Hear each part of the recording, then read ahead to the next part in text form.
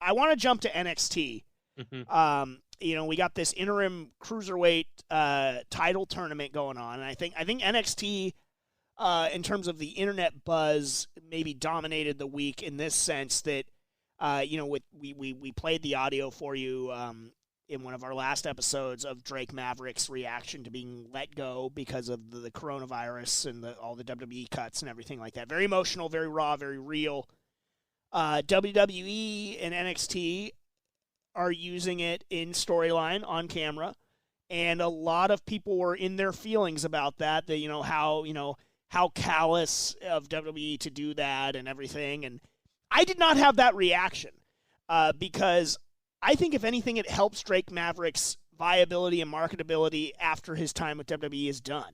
That they are doing this as a storyline. I think they're putting Drake over. They made him a focal point of NXT television, the likes of which he hasn't seen in his WWE run so far. So I did not have a negative or adverse reaction to them using that.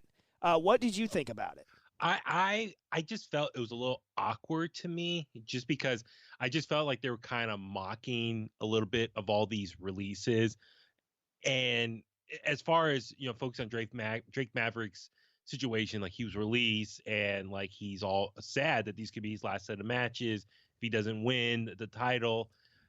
So I guess implying if he does win the title, then he obviously gets to stay around a little bit longer, or he gets like a new contract. I don't know, but it's it just felt to me, it just was a little awkward, because as far as it's like these are people's lives were affected drastically last week with all these releases and furloughs, and a lot of people's lives were really sad or changed because of this. And so I just felt like they're kind of like really putting a light on this, and it was like I said, kind of like mocking the whole situation. But then again, as you said, like I think it's got me and a lot of people actually emotionally caught up in Drake Maverick now and wanted to tune in and see what happens. Like, are these really his last set of matches? Can he actually pull this off? Like, I'm sure more people are going to cheer for him now to see if he can actually do this and accomplish this and maybe save his career inside WWE. So, if anything, it's got people more emotionally invested in him. So maybe, if anything, maybe get some new viewers for the time being to watch this tournament and see how it plays out. I mean, his video, I think on Twitter got like over 2 million views or something. So Yeah. who knows? Maybe WWE had a change of heart and like, not to break kayfabe, but like maybe they actually did re-sign him because of that, and are now using this as an angle. And then who knows? Maybe no matter what, he'll stick around now because of this. I don't know. I mean, it's yet to be seen. We'll have to see how the whole tournament Well, and actually that and plays that out. that guessing tells me that it's working.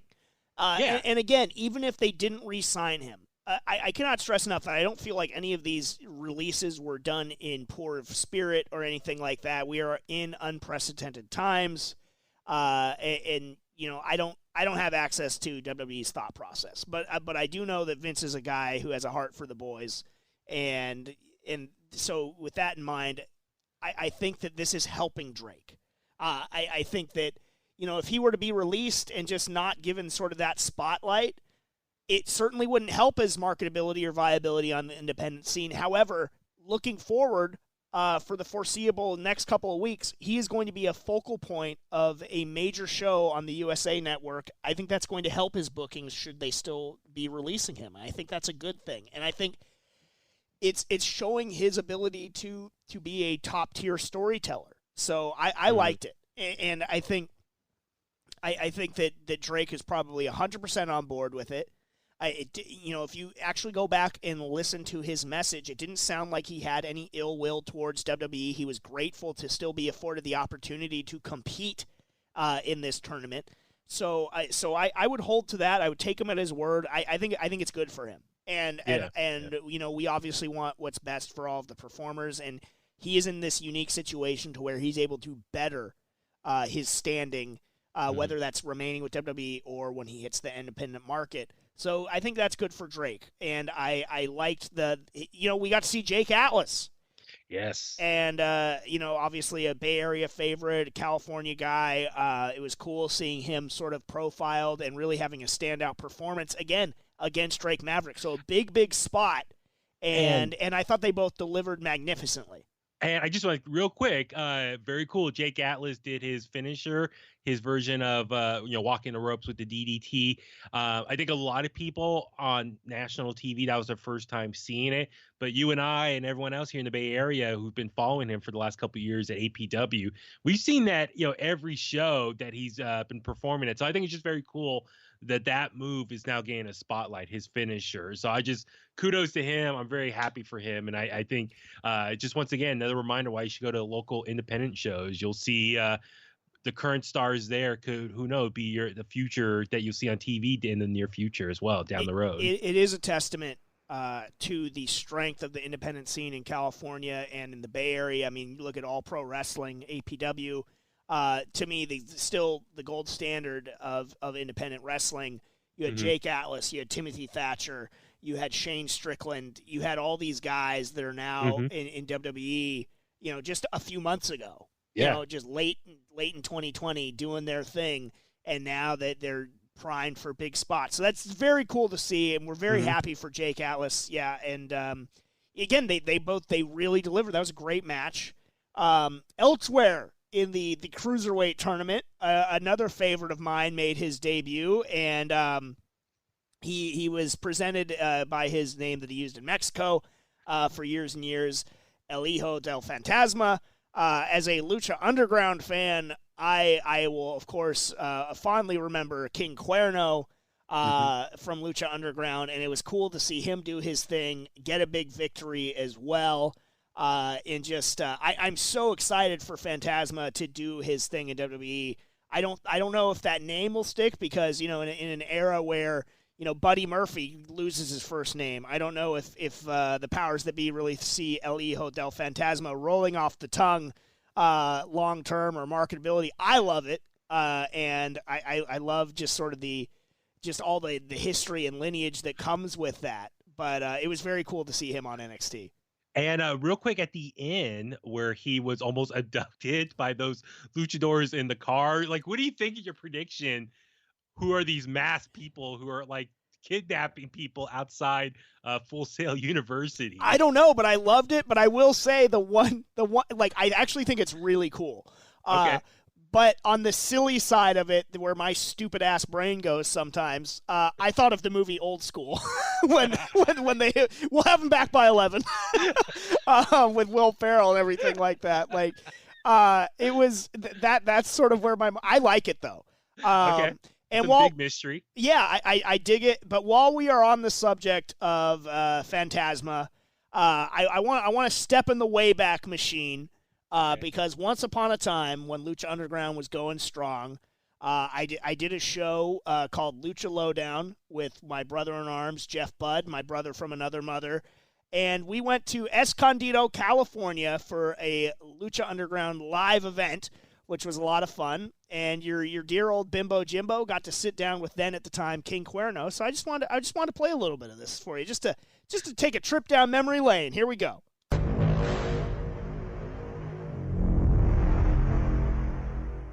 Where would you like to see maybe Lucha Underground and Vivo go next? Any cities that you'd like to hit up or areas?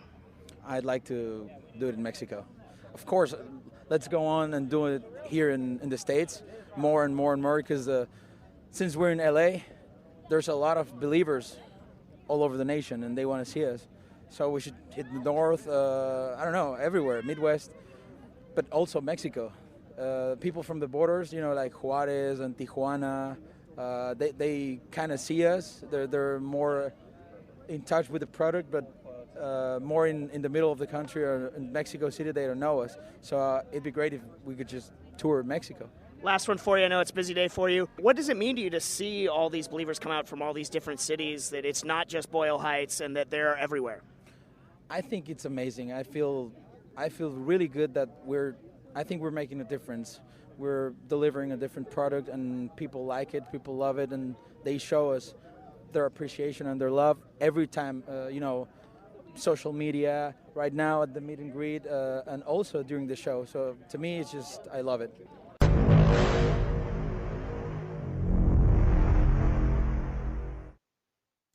Memories of happier days when Lucha Underground was going strong.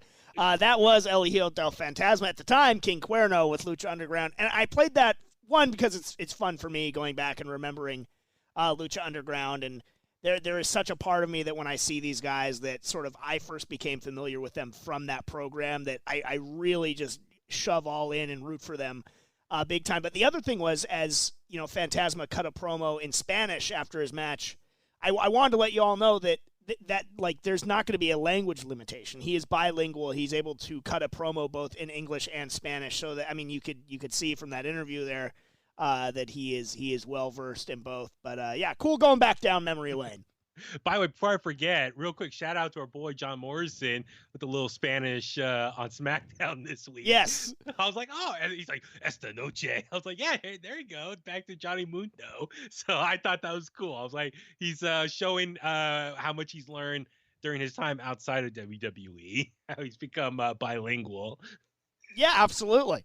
But I'm very excited for Fantasma and what he can do in WWE and NXT. I do think that as exciting as the Cruiserweight tournament is, it's still the Cruiserweight title in WWE right now, and I don't see them making a big point of emphasis when things get back to normal. Well, okay, let me ask you this. What can they do to make that Cruiserweight title just better? I don't know, another way to describe it, like make it more like a prestige title that's like must-see TV. I think that they just have to be consistent with how it's presented. I don't think, not very many people watch 205 Live. I just think that they just have to treat all those wrestlers with a modicum of respect and believability. And I think, more, consistent screen time on, like, I guess if it's going to be on NXT, I guess you keep them on NXT, but. Or, I mean, I'm just trying to compare it to maybe how, like, the X title was in TNA back in the day. Like back in the day, the X division was like must-see TV and like made so many stars from that we love to this day. So I wonder if they can kind of borrow some of that. I mean, Jeremy Borash is with NXT now, so maybe his influence can kind of help develop the Cruiserweight title more.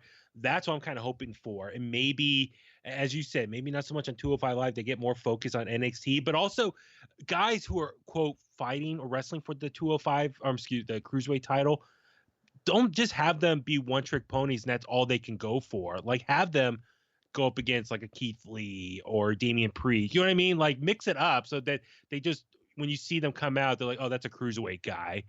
Like, don't make them so one-dimensional. Yeah, I think that, if you can borrow from the WCW model, like there is something cool about having a defined division with its own set of storylines and things like that. I think certain guys, yes, should be able to hold their own against like a Keith Lee or Damian Priest, but not all of them. Like I think Phantasma, yes, could absolutely challenge a guy like Keith Lee. Gentleman Jack Gallagher, not so much. But I like Gentleman Jack, don't get me wrong. I just think that there are some guys that look more believable in certain scenarios than others. Mm-hmm. But that being said, I mean, gosh, I if you go back and watch Phantasma's match, he did the arrow from the depths of hell, which is his diving crossbody through the ropes there. He does it better than anybody in pro wrestling. Oh, yeah. And I'm just so excited for him to really show, some of the best of modern day lucha libre in NXT and WWE. Kushida, I think, would be my favorite to win the tournament at this point in time. I think that would be a good spot for him early on here in his run in WWE. But like you, I'm interested about, what was going on in the parking lot. But got to reference our boy Karrion Kross and Scarlett Bordeaux finally, making their appearance as they attacked Tommaso Ciampa. I am so thrilled for them. I'm glad they ended up on NXT. I think that's the perfect spot for him. And that character, I mean, I talked about it till I was blue in the face how much I wanted him to end up either on NXT or on AEW. And I just think that I think we even talked about it. He'd be a perfect foil for Tommaso Ciampa. And sure enough, that's the first person that he attacks, in a big way. So I'm thrilled for them to be, coming, and I love the vignettes and the whole TikTok, the Doomsday Clock. Just very, very cool stuff. Yeah, before I forget about the Johnny Gargano stuff as well, but real quick, with Kross, or I was going to say Killer Kross, but for anyone who maybe didn't watch him a whole lot in Impact Wrestling and maybe know his full body of work, how would you describe his character? Like, would you say it's Natural almost like Born Killers? Yeah, I was gonna say Woody Harrelson from Natural Born Killers type of Yes, like Bonnie and Clyde type thing. Yeah, absolutely. Okay. Very much so inspired Natural Born Killers type stuff. Very like Zodiac movie kind of, just very creepy serial killer-ish kind of vibes. Like very cerebral. Cuts a great promo. Very good in the ring. I'm a Cross guy. So I am excited to see what he is going to do in NXT and with WWE. So I'm thrilled for that. But yeah, you referenced the Gargano household stuff. Again, I don't like either one of them as heels particularly much. I think that turning Johnny into such a heel is a mistake. Again, in an era when it's hard to get the crowd, even though they're not in the building right now, to cheer for a babyface. The crowd was behind Johnny Gargano, and I think it's a mistake to turn him into such a heel. I thought the segment overall honestly was fine. He came off like a decent enough prick, as did Candice LeRae, and they certainly have good sort of motivations for why they're angry. Mm-hmm. It did feel eerily reminiscent of the Brody Lee stuff, with the whole eating first and everything. Well, yeah, that's. I mean, there's a lot of similarities going on. I mean, like you say, NXT has like the Cruiserweight tournament. AEW has a tournament for the TNT champion. So like, they're both doing tournaments right now. So there's definitely some crossover, like similar presentations going on. But with Johnny Gargano, I thought it was believable. It's like, okay, I'm gonna take this for face value. I don't agree he should be a heel, like you said, but let me just hear what he has to say. And him and his wife are both venting. Like, they try to be the best that they can be, good representations, goody two shoes, baby faces, being the biggest, supporter for the fans and all that stuff. But where did it get them? Nothing. And so they're just tired of it, and they're frustrated, and that's why they're lashing out now. It's like, okay, I kind of believe that's kind of like a good supervillain in a superhero movie, as far as they think they're their own hero. Or so I for face value, for what they're delivering right now, I'll take it, even though deep down I don't agree with it. But let me go ahead and enjoy this ride right now and see what happens. So I think maybe they figure, okay, Ciampa is over right now. You got Keith Lee, you got some other baby faces there. So maybe Johnny, like, they need some good heels to kind of to work with in the fold. So maybe that's why they put him over as a heel right now. But like I said, for this particular segment, I enjoyed it. I was like, okay, I see their side of the story, and okay, I'll go with it. Yeah, no, I get what you're saying there, and it came off well enough in a vacuum. Speaking of AEW though, and NXT, just straight lifting though, with Charlotte and Mia Yim, the good hand line. Yeah. Like, okay, Sean Spears called. Like, what? I thought they could have maybe avoided that a little bit. But I thought that was a pretty blatant thievery in that sense.